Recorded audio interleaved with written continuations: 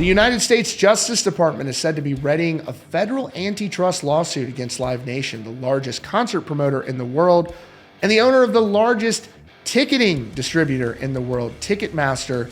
This is a company that is also one of the largest concert venue owners in the world. They own hundreds and hundreds of concert venues around the world, and they're said to have put on over 40,000 events every year. So this is a very powerful company, the most powerful company in the music industry as far as I'm concerned. And it's said that the federal government is gearing up to file this federal antitrust lawsuit. Now, these things are really difficult to predict. There are many, many different antitrust lawsuits that are filed. Some of them lead to major changes. Of course, famously, Microsoft was broken up back in the 90s, but also there are a lot of them that just lead to nowhere. And for sure, these things take a very long time to unfold. Of course, Live Nation and Ticketmaster have been heavily criticized for a number of either bizarre policies or botched ticket rollouts. One that comes to mind is that of Taylor Swift. There are few artists that can compel a company to make the type of changes that Taylor Swift can just by her influence alone. And Taylor Swift actually courageously spoke out against Live Nation. And Live Nation is very powerful in the industry. So for Taylor Swift to do that, again, took a lot of courage for her to do that even at her level. Now, Live Nation maintains that they are not the reason for skyrocketing ticket prices, and they are skyrocketing. They claim that this is a supply and demand issue, and that many of the fees that they've been heavily criticized for year after year are going directly to concert venues. So this was a very big deal for Live Nation. They screwed up the rollout for Taylor Swift's Eras Tour.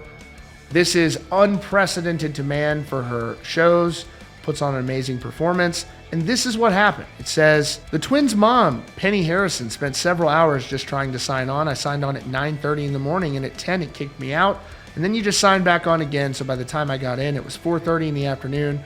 The problems continued for several hours as she tried and failed to purchase seats.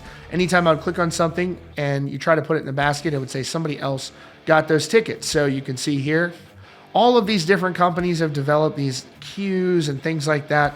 I'm convinced all of this stuff is derived from the technology, the technology from Domino's Pizza. But you can see there's 2,000 people ahead of you. You're very early to getting in the tickets, and this was extremely frustrating for people who were hoping to have a chance to see her live. So she wasn't the only Swiftie who couldn't just shake it off, but one shutout Swiftie thought it would be time to be fearless. In a TikTok post, a personal injury lawyer said, "We need to sue Ticketmaster." More than 300 other fans joined the lawsuit in which they're alleging fraud, misrepresentation, and antitrust violations. Their argument, of course, is going to be, hey, this was like a lottery. You weren't guaranteed to win. I don't think this is a lottery. It's a purposeful manipulation of a sale in order to increase their profit. That's really what this is about. Now, why do they feel that way?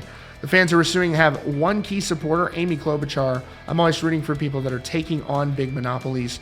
She says Ticketmaster and its parent company, Live Nation, do constitute a monopoly, controlling 70% of the big concert ticket market, leaving fans and artists alike nowhere else to go.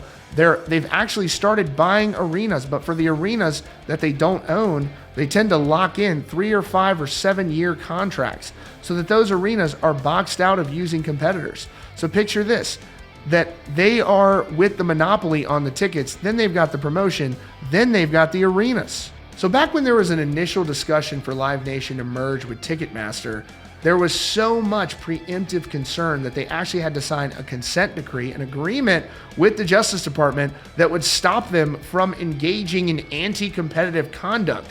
Why even allow the merger to go through if you're that worried about this from happening to begin with? I'm not saying it is happening, but if you've got those concerns, maybe you should pump the brakes. So this is from the Hill on that reporting about the potential to bring forward that antitrust lawsuit. It sounds like it is happening. Again, whether or not that leads to any differences remains to be seen, but it says the Justice Department is preparing to file a federal antitrust lawsuit against Live Nation, the parent company of Ticketmaster.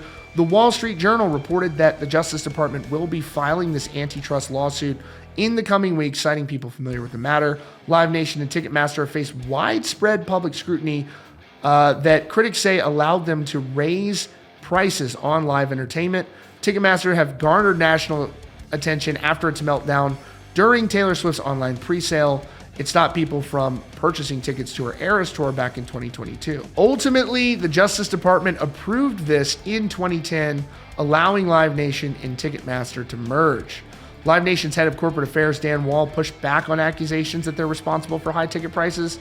He says in a blog post that the prices are determined by artists and their team, and that these additional fees are actually determined by the venues. Let's look at that. This will definitely be a situation to watch, but I would proceed with caution because any action on this will likely be taken years and years from now, and there's really no way to predict what the outcome is going to be here.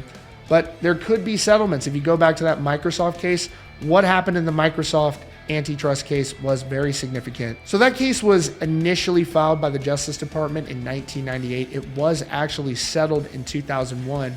And while they didn't break up Microsoft, there were a lot of terms of this settlement which were meant to foster a more competitive environment. So they had restrictions on their conduct like anti-retaliation provisions, uniform contract. They had to have an internal compliance committee. Whether or not you feel as though this was effective, this is what this led to. But it took a while for anything to happen. So we'll have to wait and see, and we'll just see if anything comes of this. As always, thank you so much for tuning into Rockfeed. Be sure to hit that subscribe button with notifications on for the latest news and updates about your favorite bands.